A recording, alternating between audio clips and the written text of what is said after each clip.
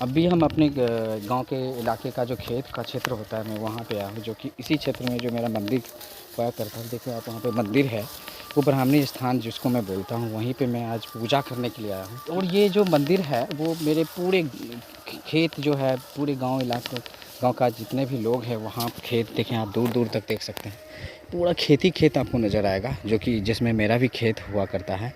तो वहीं पे आया हूँ। अब देखिए ये कुआँ मैं आपको दिखाऊँगा। देखें ये कुआँ, ये रहा कुआँ, हज़ारों वर्ष पुराना कुआँ है। ये बहुत ही पुराना कुआँ है, आप देख सकते हैं। तो ये यहीं पे आया हूँ और यहीं पे इसी कुआँ से जल लेकर के उस मंदिर में चढ़ाया जाता है। तो आप भी लोग भी कभी आइए, ये बलिया में पड़ता है, बलिया, बड़ी बलिया पोखरिया क्षेत्र में ये पड़ता है। और बहुत ही अच्छा फील करेंगे आप अगर आप यहाँ पे आते हैं। आप देख सकते हैं कितने दूर दूर तक यहाँ पे सिर्फ खेत ही है। अगर आप, मैं इधर बताऊँ तो बखरी होता है इधर, और इधर मैं दिखाऊँ तो बलिया पड़ता है, फिर मैं इधर दिखाऊँ तो आपका लाखों पड़ता है, फिर मैं इधर दिखाऊँ तो बलिया क्षेत्र का जो NH 31 है वो पड़ता है। तो मैं एक छोटा सा पेड़ पौधे को मैं दिखाना चाहता हूँ। आप पहचान सकते हैं क्या को पेड़ पौधा कौन सा पौधा है? आप ये देखिए, हमारे क्षेत्र में इसको क्या कह सकते हैं, आप ये इसको पहचानिए। ये आपका गेहूँ है, गेहूँ तो आप पहचान ही जाएंगे, लेकिन आप इसको पहचान सकते हैं क्या, जो कि यहाँ पर भी है, क्या इसको आप पहचान सकते हैं क्या? तो मेरे इधर इसको फुल्की कहा जाता है। तो शायद आप पहली बार नाम सुने होंगे, मेरे इधर इसको फुल्की कहा जाता है, पता नहीं आप लोग इसको क्या कहते होंगे। और ये जो नज़ारा है, शायद जो ये खेत है आप देख सकते हो, ये इस तरह से रास्ते बन जाते हैं, जो कि रास्ते का कोई ठिकाना नहीं है, बस कोई एक आदमी चल गया जिस वजह से वो रास्ता ही बन जाता है। तो आप एक आदमी के कारण ये पूरा रास्ता बन जाता है। और देख सकते हैं कि मान लीजिए कि यहाँ पे और सारे पौधे भी होते होंगे, जो कि वो जो कि एक गिर चुका है, तो ये फसल बर्बाद भी हो जाता है।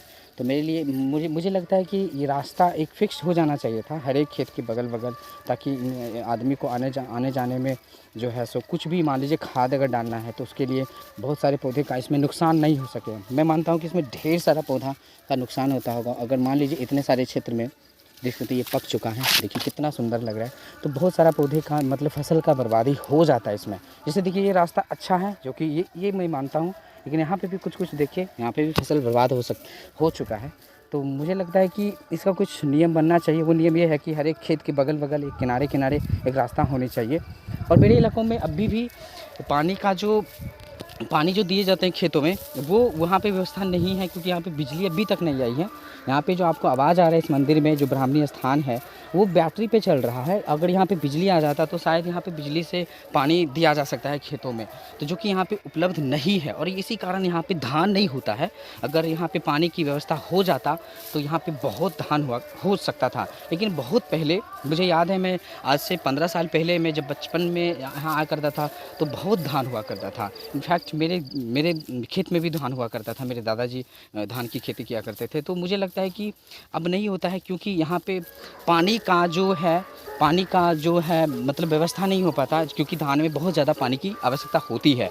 तो मुझे लगता है कि यहाँ पे धान तो नहीं होता, लेकिन यहाँ पे सबसे ज़्यादा अगर होता है, देख सकते हैं दूर दूर तक सिर्फ गेहूँ का पौधा है। आप देख सकते हैं दूर दूर तक सिर्फ गेहूँ का पौधा है। तो गेहूँ और सबसे ज़्यादा होता है, लेकिन इसी समय में सरसों, क्योंकि ये रबी फसल है, तो सरसों भी इसी समय में बोया जाता है। तभी आप एक चीज़ गौर कर सकते हैं, यहाँ पे आपको दूर दूर तक सरसों का खेत नहीं नज़र आएगा। यहाँ पे सबसे ज़्यादा गेहूँ बोया जाता है, क्योंकि आप सभी जानते हैं कि गेहूँ से रोटी मीन्स आटा होता है। तो जब ज़्यादा से ज़्यादा लोग रोटी का इस्तेमाल करते हैं हमारे बिहार में, तो आप खुद समझिए कि सबसे ज़्यादा गेहूँ की आवश्यकता होती है, इसलिए गेहूँ की खेती ज़्यादा होती है।